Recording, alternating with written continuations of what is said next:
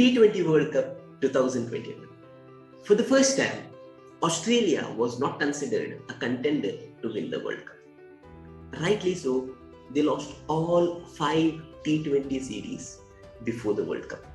In the last 10 matches, Australia had won only 2. On the other hand, India was one of the favourites to win the World Cup. They won all the bilateral series and were in the best of the forms. India won 7 out of the last 8 series before the World Cup. The only series lost to Sri Lanka was when all the senior players were rested and some fresh players also contracted COVID. 2 teams, one at its high, one at its low before entering the World Cup. The World Cup began.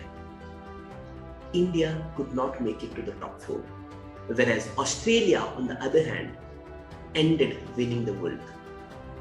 Long story short, no matter how good we are, no matter how bad we are, the only thing that ultimately matters is how well we play on the game day.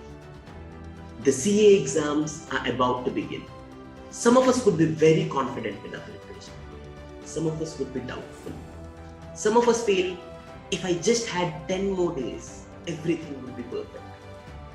Irrespective of what state we are in, ultimately, what matters is how well we perform on the exam day. Welcome to the end game. Here are 5 tips or reminders which help me crack the exam and secure an All India rank 10. First, use the reading time wisely. 15 minutes of reading time is one of the most crucial times. These 15 minutes decide how the rest of the 180 minutes are going to be. Use it wisely. Things to be done in the reading time.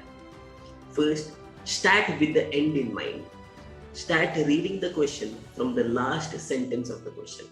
First read what is required, then look at the question. And if you feel the question is new or you don't know the answer by looking at the first line, just ignore it. We can look at it later on. Next, the right option. Out of the 6 questions, we need to select the 5 questions we are going to attempt and that one optional question. This selection of one optional question has to be done in the 15 minutes. Third and most important, find that one comfortable question. How good or how bad our entire exam will go depends on the first question we will solve. For us mentally, as well as for the examiner who corrects the paper. So, select the one question you're most comfortable with, which you know the best, and start from that question.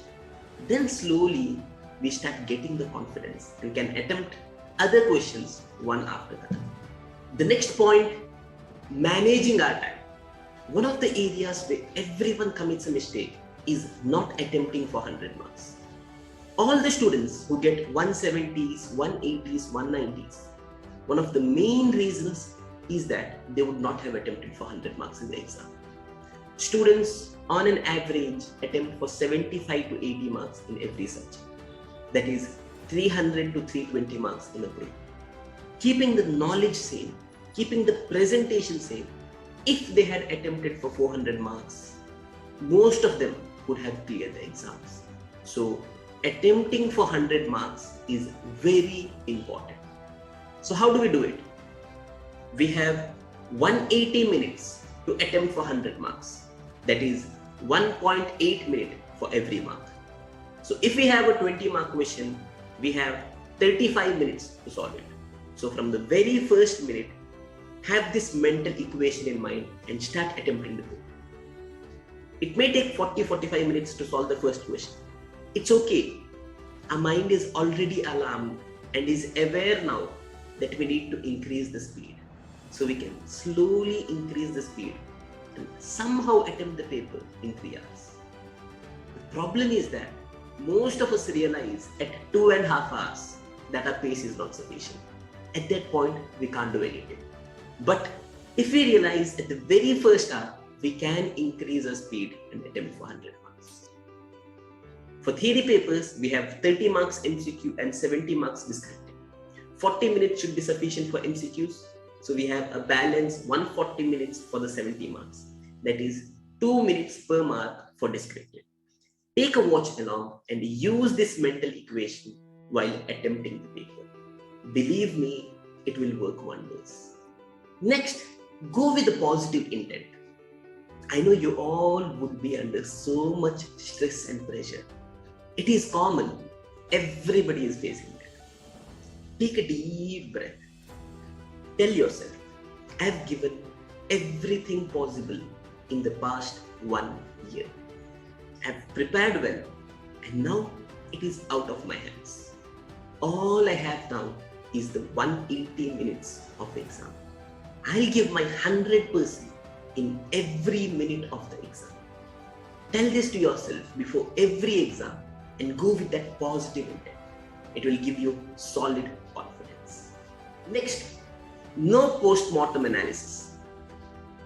There is no point in looking at the question paper and checking the answers once the exams are over.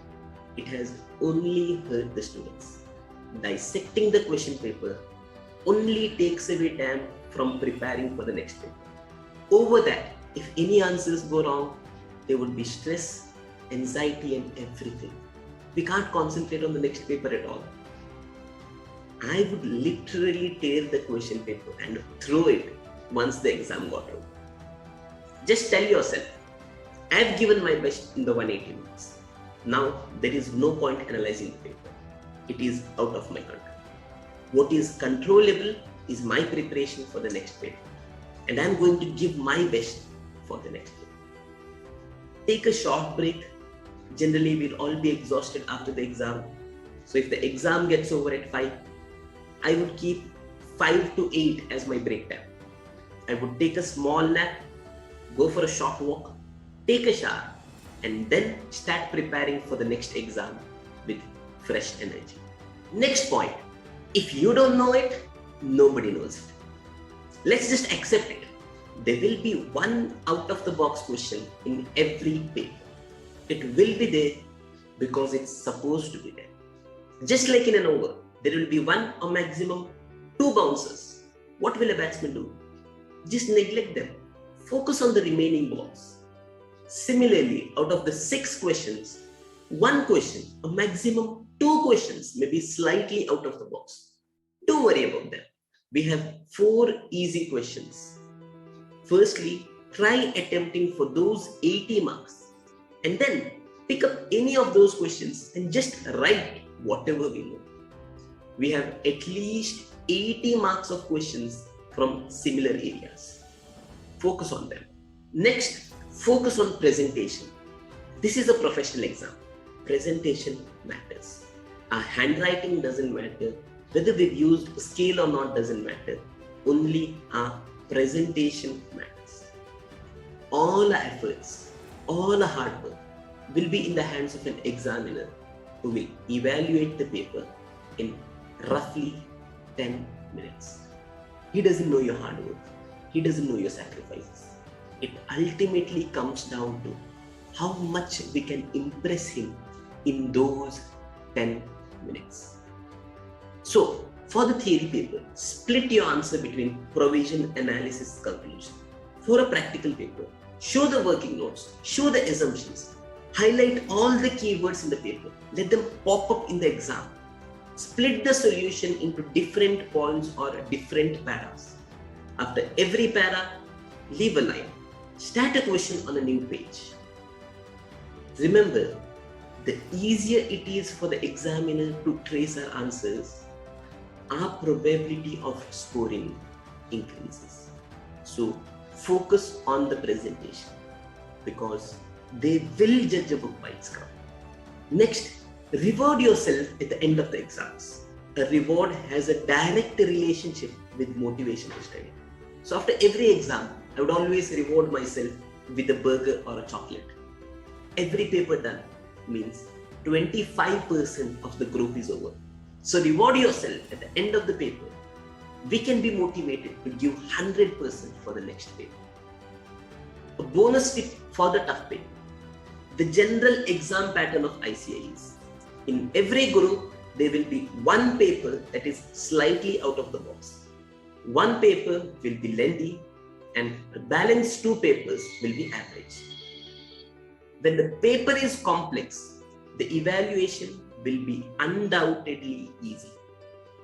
And if the paper is difficult for you, it is difficult for everyone. So in such papers, don't worry. Just try to attempt for maximum marks. Don't think of whether the answers are right or wrong. Just attempt for 100 marks. Believe me, you will get good marks. While I gave CA Inter, accounts was really tough. None of my balance sheets tallied. Still, I got 81 out of 100. So, in more challenging papers, don't worry about the final answers. Attempt for 100 marks. So, these are the important tips to be remembered for the examination. I hope these tips help you with the exam. We are here as your companion in this exam journey. If this video was helpful, do share it with your friends and tell us in the comment section any topic on which you want us to make the video on. Remember, the person who cracks the CA exam isn't the smartest or the wisest. Ultimately, it is the person who stays calm during the exams and focuses on what is controllable. Give your best. Don't take pressure. Remember, it is just an exam. All the very best for your exams. See you on the other side. Lastly, we are all proud of you, irrespective of the results, because we know CA is not any random exam. Even when you attempt it, that itself is a milestone. You attempting the paper is an achievement. You giving 100% in the exam is an achievement. Result is just a bonus. All the very best. Take care. Rock your exams.